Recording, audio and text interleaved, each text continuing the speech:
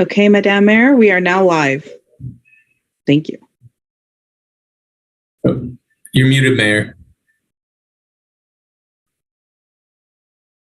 Just looking for an agenda. I mean, I have it up on my thing here. So, okay. So I will go ahead and call to order this meeting of the City Council Budget and Finance Committee.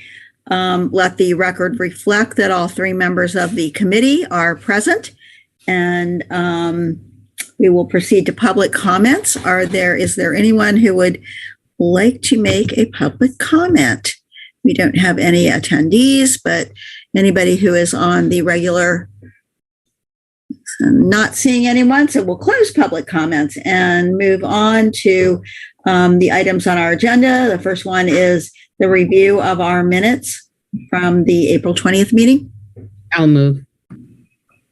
Second. All in favor? All right, Council Member Wahab, are you in favor?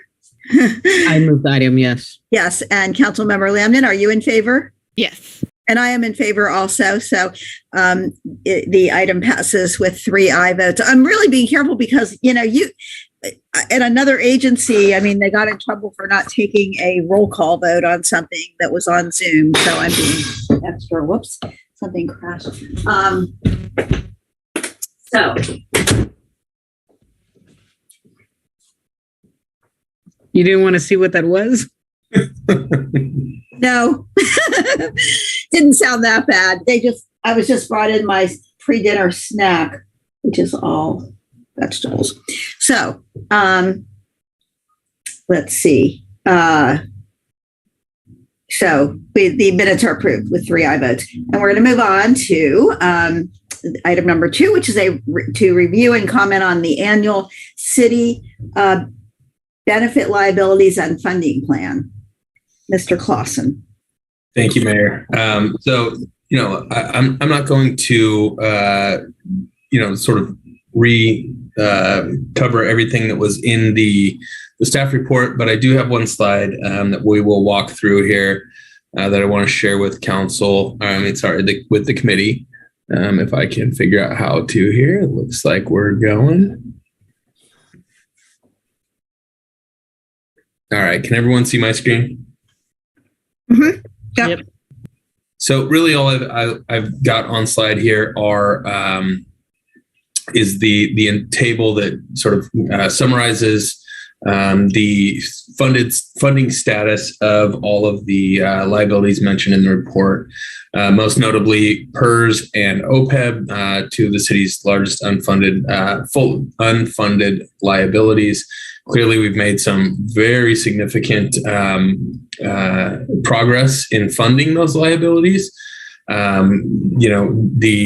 The performance from CalPERS last fiscal year certainly outpaced expectations.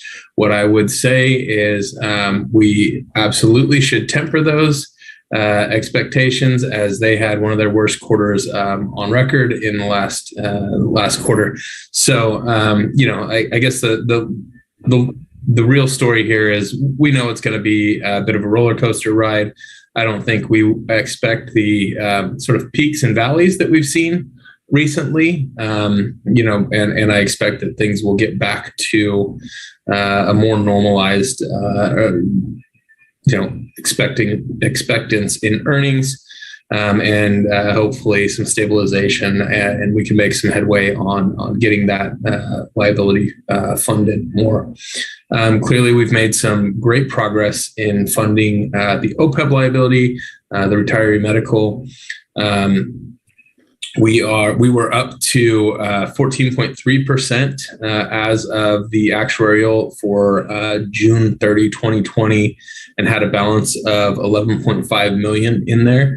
There's an asterisk on this because I wanted to bring to the committee's attention, as of last week, May 10th, what was sitting in the trust was 19.4 million. And so, obviously there's been some time since our last actuarial. They're working on another.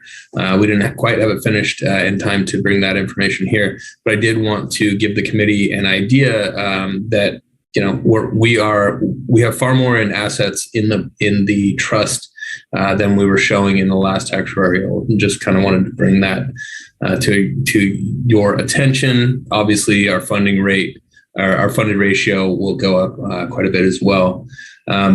That the trust, the account that's in, it operates in a very similar way to the way that CalPERS is invested. And so it too had, very significant earnings last year and has had a very slow year this year. But again, hopefully it sort of normalizes and we can expect to have,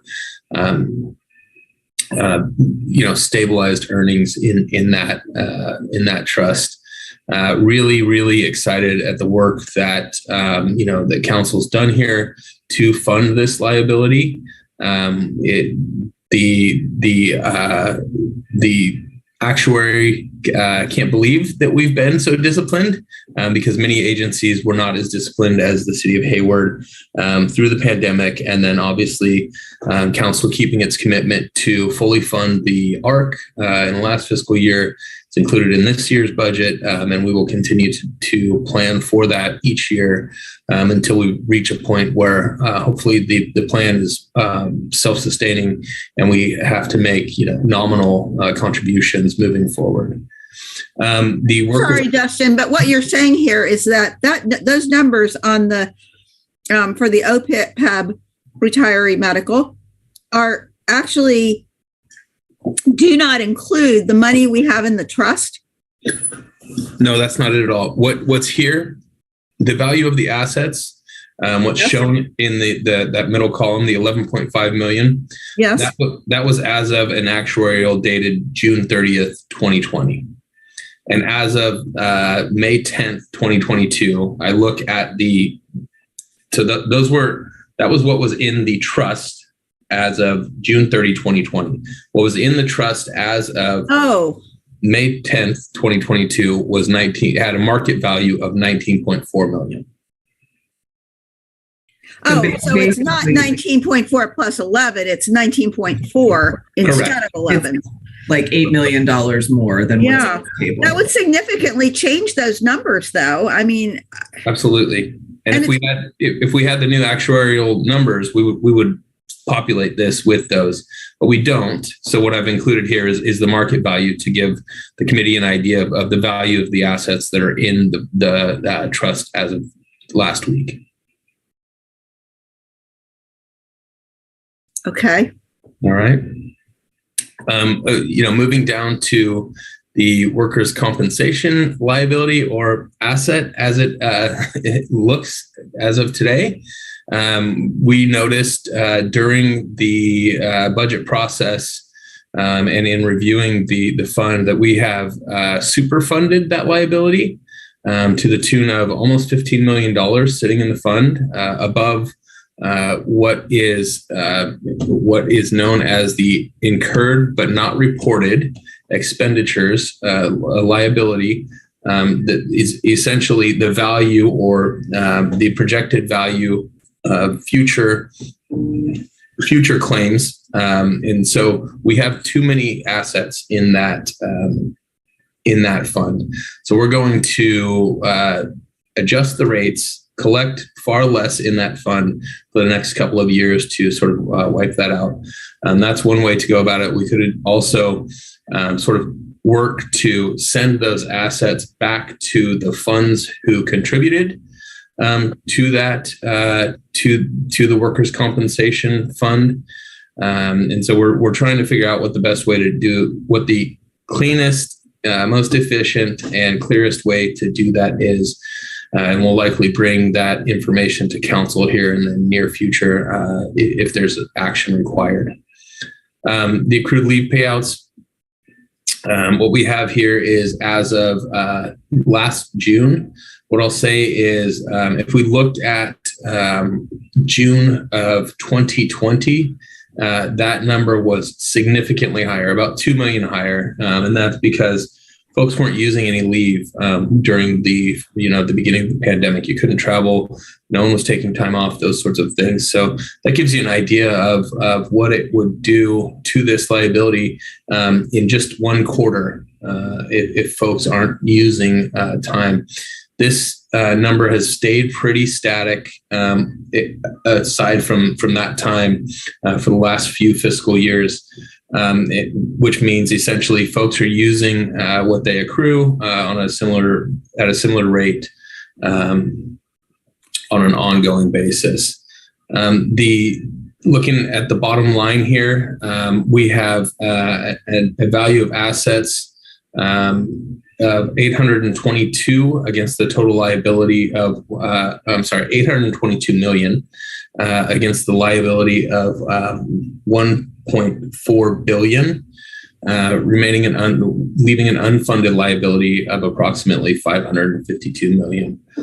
Clearly, the largest portion of that is PERS, shown up above at nearly 491 million, which we all know we're working to fund. We hope that the painful piece of PERS adjustments to the discount rate make a significant change here, since we know that we will be paying for it. And so hopefully we continue to chip away at that. Hopefully they achieve at or above their earnings, and make the most of our contributions. We will, again, this year, as we have each of the years past, pre-fund the plan so that we can achieve the discount and get a year's worth of credit for the earnings on that money. And hopefully we will keep things moving in the right direction.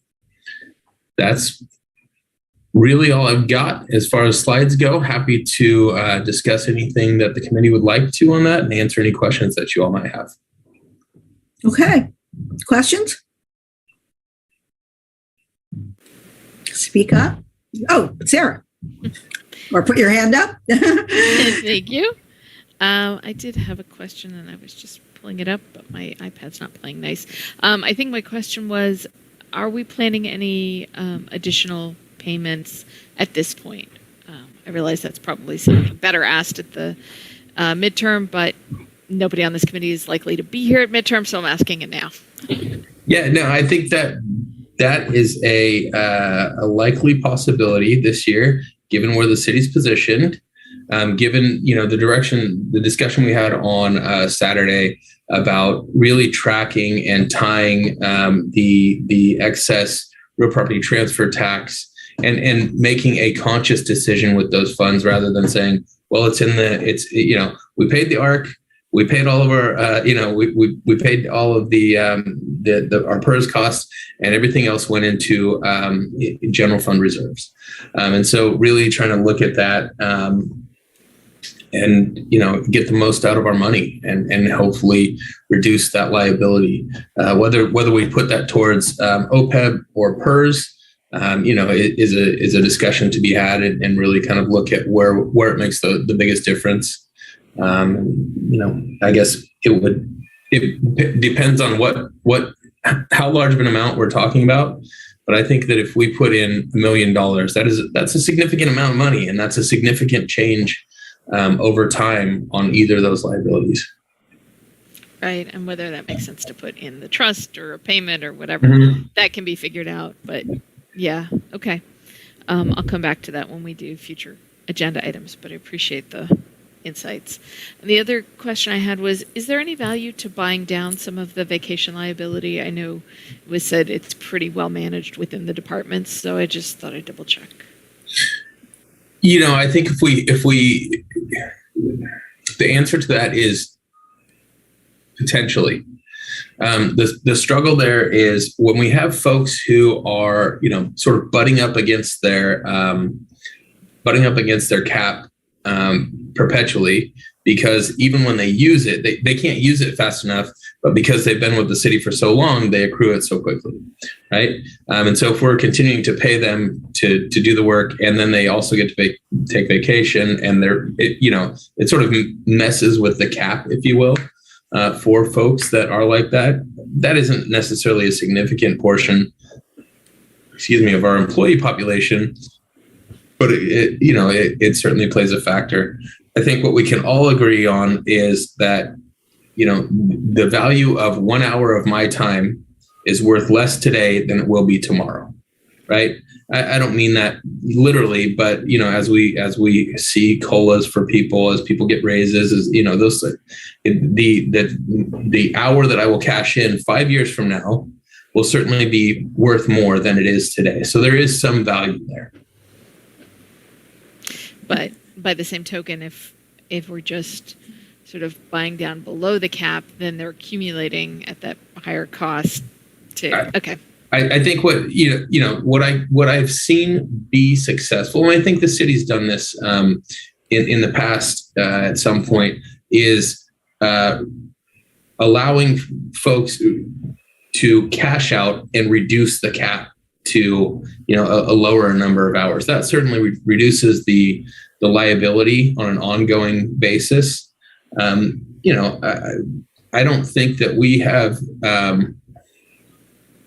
I don't think that our vacation accrual or our caps are out of line with a lot of our neighbors. Yeah. Okay. Thank you. Okay. Aisha, did you have anything? And not necessarily. I think that, one of the things is obviously paying everything down, with the changes kind of in the revenue that's coming in, where do you see it's specifically that second tier that you had, that second table you had with 85% unfunded, right? That's the part that concerns me, just because it's such a higher percentage. Where do you see that potentially coming from? I mean, I think, as we continue to fully fund the ARC, that number is going to decrease significantly, really probably over the next few years, because we're paying both the pay-go portion, which is the annual premiums for participants, retirees who are actually receiving the benefit, as well as what the actuarial has said, this is what you need to pay if you're truly going to fully fund this thing over the amortization period. And I think, for many years we made, significant contributions, but we weren't getting up to that ARC amount, including what the number that was is shown for June 30th, 2020. We did not make the full ARC payment that year. In fiscal year 2022, we did. That's a big portion. That plus the earnings are what increased that asset so much. And as we continue to do that for over the next few years, it will significantly reduce that liability and significantly increase the funded ratio there. So I would say that the actual number, based on what you're saying the market value of the assets is probably more like 20% funded, 80% unfunded. And yeah, that number was 1% funded and 99% unfunded about, I don't know how many years, 6 or 8 years ago, maybe. It's certainly been during my tenure. Yes. And, so seeing it go down, and it's actually better than it looks there.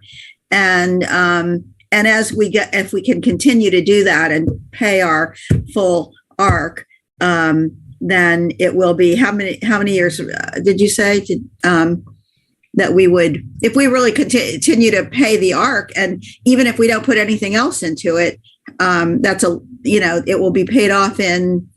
I think, I don't know that we will ever achieve 100% funding, because I don't know that that's the absolute best use of our assets. Right. But certainly get to a funding level where the plan can perpetuate, the fund, the asset in the trust will perpetuate the payments, and the earnings will kind of,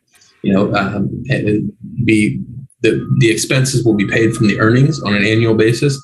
I think if we get to close to that 80% funded mark, 85% funded mark, and I think that we could probably get there in the next, 5 to 7 years.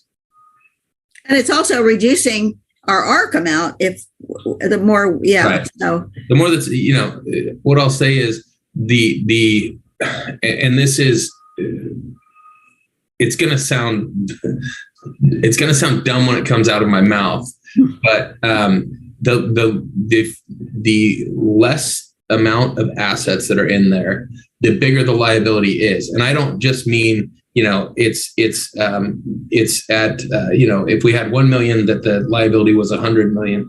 What I mean is if we have 10 million in there, we don't then have 90 million still sitting as an unfunded liability. That portion actually shrinks because there are assets in the fund we've expressed the intention to leave them in the trust fund, not just continue to draw on them. So they believe that, the actuarial factors that in and gives us credit, if you will, for what the future earnings on that money are going to be, how it's going to perform, that sort of thing.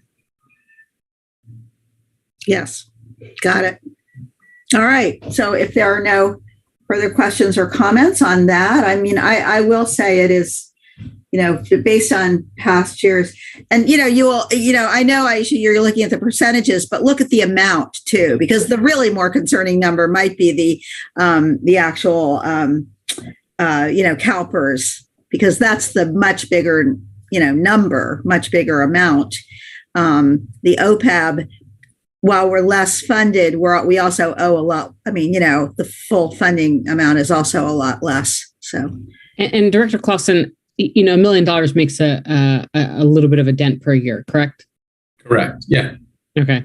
So I'm just going to state this just because I state this in pretty much every meeting. I do think that the cannabis funds, if it were directed to pay this down as a priority, if one business is generating $400,000 for the city, and let's say we have two other businesses that have yet to be started, that could potentially be a big dip, and everything else that's resulting from that, funding of cannabis tax, 1 million can go to this, and then the rest can be for whatever emerging needs that, city deems necessary. But I think prioritizing it that way would make sense. But, that's my 2 cents. Thank you. We also have done that with the real property transfer tax too, and said, we're going to take a certain amount in excess over, because that can fluctuate a whole lot. And this year we're probably going to be way over because, we're seeing high housing prices. And that's another area where we've said we're going to take we're going to take whatever's over a certain amount that goes into our general fund and use it. And we could do the same thing with cannabis, and maybe we ought to look at that, but we don't have quite that much revenue yet. But I hear that the fishery is pretty much down, and a lot of people don't know what that's going to be. They're going to be surprised, I think. But and then the architectural application is in and is being reviewed. I don't know if you saw there's an email notice in the last week that had the architectural drawings. So it's underway. So okay. So are we ready to move on then to the next item, which is item number 3, annual review of city issued debt. And I will be sharing my screen, but Deputy Director Nicole Gonzalez is going to present for us.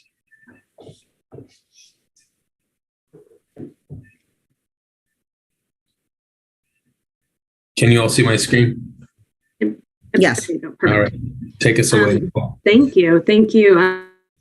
Mayor and members of the committee. I'm going to go ahead and turn my camera off just so I don't hopefully freeze mid-presentation like I did my last time. So I'm going to go off screen just so you know. Okay. So this is a pretty standard presentation report that we bring to the committee as well as to the full council each year. It's a review of the city's annual issued debt. The report was pretty detailed, so I'm not going to get into too many details in this presentation, but definitely want to highlight some key points from the report. With the overall message that I would like the committee to make to the committee is that the city's issued debt is actually down over the prior year, and that's as we continue to make annual payments and as the city has issued no new debt over the last year. Also on this slide, you'll see that the city has a legal bonded debt limit of $3.9 million. This is a calculation based on 15% of the city's assessed valuation. I do want to note that the city is not subject to this legal bonded limit, as the city of Hayward is not a general law city, and this is a requirement for all general law cities. But we include this calculation really to show and illustrate to the committee and the full council that the city's debt position is significantly below what that limit would be. The city's current city issued debt is at $142.8 million. So well below that limit if we were subject to that limit. The other part that I'd like to highlight, also included in the report, was that the city did receive an updated credit rating. So in September of 2021, Fitch Rating reaffirmed the city of Hayward's rating as a AA+, with also predicting a positive financial outlook. So the last credit rating we had was back, I believe, in October of 2020. So also kind of in the height of COVID.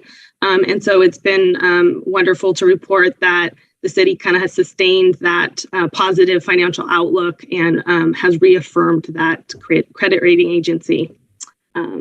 So that's really kind of the highlight I have of the presentation. Like I said, the report's pretty detailed. It's just an annual report that we do provide to the council, but happy to pause at this point and answer any questions that you might have.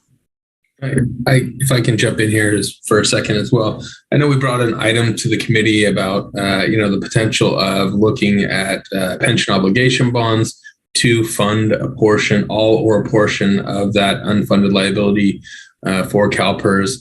That's still something that we're wanting to explore, and we'll continue to do work in that area, even if it's not something that we do in the next year, 2 years, 5 years, whatever it is, but really look to position ourselves so that when the rates are attractive and it makes sense to fiscally for the city to do that, to really make a difference in that area.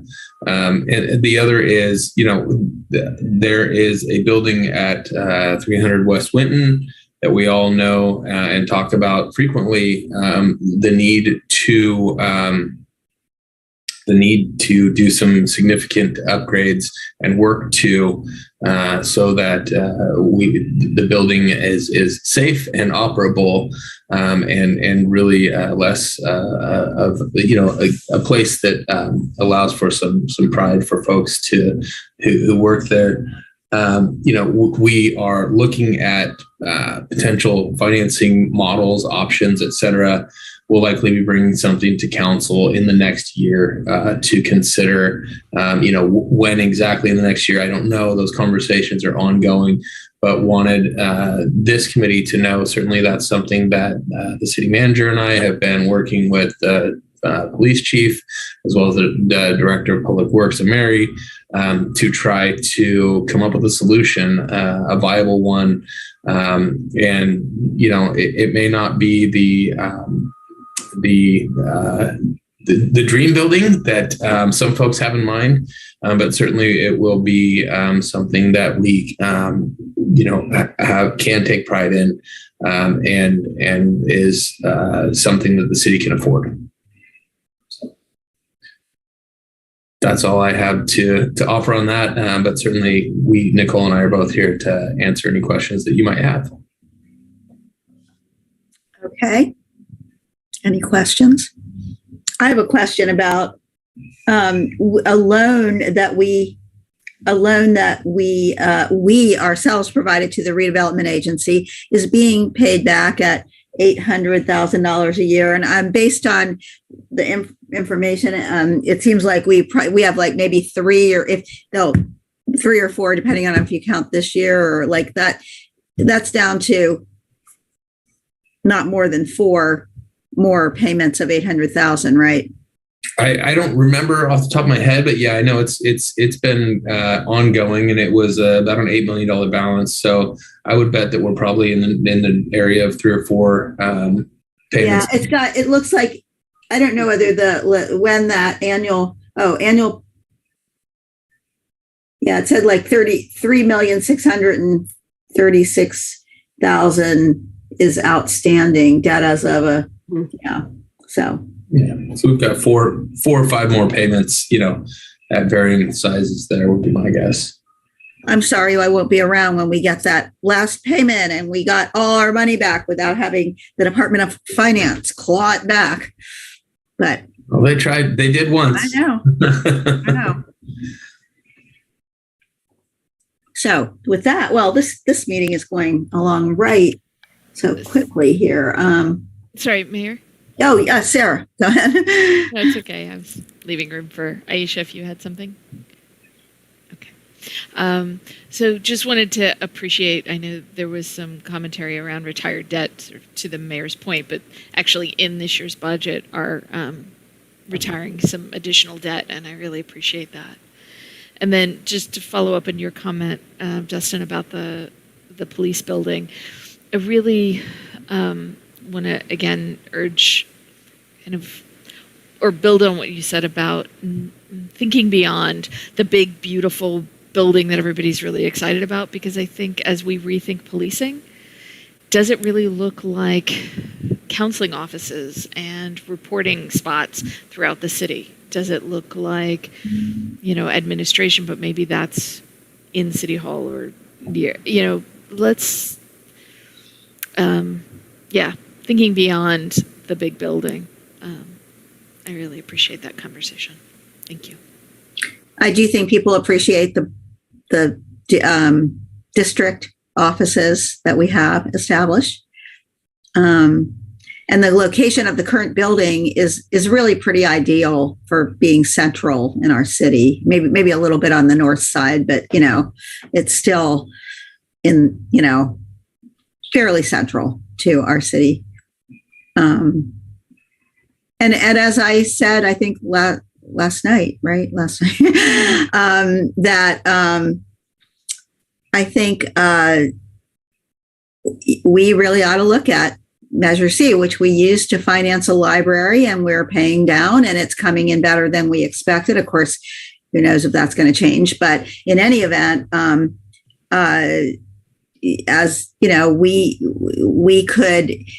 don't have to wait until 2030 or 2032 to go out and, if we want to extend that, we could do that earlier. I think we did that with the UUT, but since we've used this, at least part of this money as the Measure C money to pay, I guess bond some, to pay back debt that we then acquire to build, to do capital improvements, I think that we could do a lot with that list of unfunded capital projects that to help fund them through an extension of Measure C and being able to rely on that going forward to pay back debt to maybe take on some of these.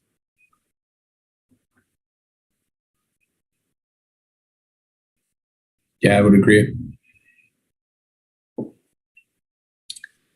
Any other comments? Okay, well then that brings us to the agenda planning calendar. So I can pull up, I've got a slide for it, actually, if you'd like me to throw it on the screen. Yeah, sure. Makes it easier to visualize. All right. So here we are this evening. We populated with placeholders. Obviously, we can move up, down, left, right, forwards, backwards, whatever the committee's desire is. But we've got a jam-packed meeting, next meeting, and really trying to put a lot of the things that we heard from the committee onto the calendar in the next fiscal year, and stick to the commitments that we made to the committee and bring you guys what you've vocalized. Obviously, happy to hear any additional items that you guys would like added, and we'll figure out where to slot them in, and we can prioritize based on the committee's desires. Okay. So So I do have a couple of thoughts. Go ahead. Okay, thanks. So I appreciate this calendar. And if we're doing the Measure C debt analysis and review in June, I'm wondering if we really need, I know we do the annual report for Measure C, but I don't imagine the information would be profoundly different by October. Is that, I know they're different things, but might leave it on there just because if there's a follow-up discussion that we want to have, or there's more, we could just leave it as a placeholder there. Because I feel like that may be a time where we come back with some proposals on funding the police building. And so it just gives us that space on the agenda as a placeholder. So I would recommend we leave it. that's a good point. Okay, thank you. Mhm. I was hoping it might free us up to do perhaps the community foundation, but it's okay. I appreciate that. And then the other thing that we've talked about today is just kind of on the unscheduled list would be the pension obligation bonds, as updates are available about that. And then perhaps in January, there's just the one item so far. So maybe the discussion of the annual payment, or maybe that goes with the mid-year budget conversation in February. Thanks. Okay. I'm sorry, what was that last point you just made? Adding in the discussion of an additional payment to PERS, OPEB, the trust, just sort of wherever the biggest bang for the buck is, depending on how the returns are coming in mid-year. Aisha, did you have anything? No, I did not have any questions. Yeah, I want to see, I really am sorry not to see the Community Foundation on here somewhere. I truly think that we talked about cannabis funding there to, at least in part, fund some community benefits. And we're still trying to raise money for the Stack Center. And I know the county is accumulating that, but we just don't have a mechanism to take donations. And it was nice that we had it when we, went into COVID and people really wanted to help and contribute. And I just wonder what staff's thoughts are about when we could possibly go forward with that, or at least have a discussion about it. Yeah, I think maybe we do it at the September meeting. I'm just thinking, I don't know the CalPERS update. Hopefully the CalPERS update won't be too lengthy. That'll probably be a 5-minute. Yeah, I think the other so would. And then, so partially, and I'm just going to ask the committee's patience. When Laurel left us down an analyst in the city manager's office, and Mary Thomas has taken on double workload, and she's the one who's been working on that and would be preparing the staff report and the information and presentation for this. So I'm trying to kind of help manage her workload so she doesn't completely have a panic attack and stress out.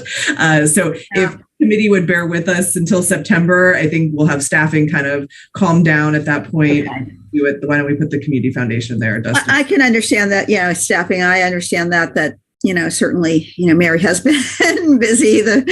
But it just seems like it's a little bit of a lost opportunity to get, to do some good things.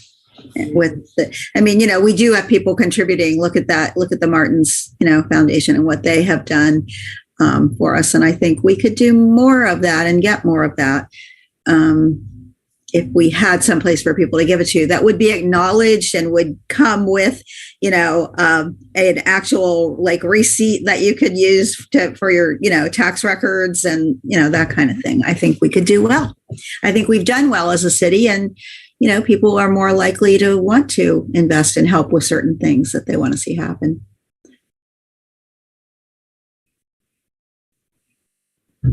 Okay, so nobody has any more comments on that topic. So I think that actually brings us to committee member or staff announcements. completely unrelated to budget and finance, but because you're all here, the city staff were fantastic today at the Arbor Day celebration, and I have a lovely picture that one of the students from Cesar Chavez drew, which maybe I'll bring that to the next council meeting and kind of talk about that. But really great job by everybody. 30 new trees at Cesar Chavez, and PD was playing basketball with Cesar Chavez students, and the fire truck was out, and just great job all the way around. Great.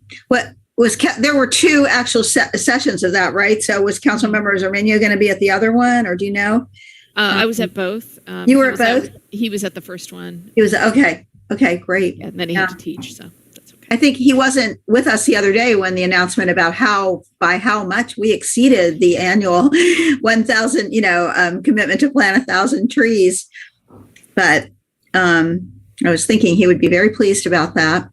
Oh, they probably would want to raise the annual, raise the goal there. But we're doing well with planting trees, I think, so that's good.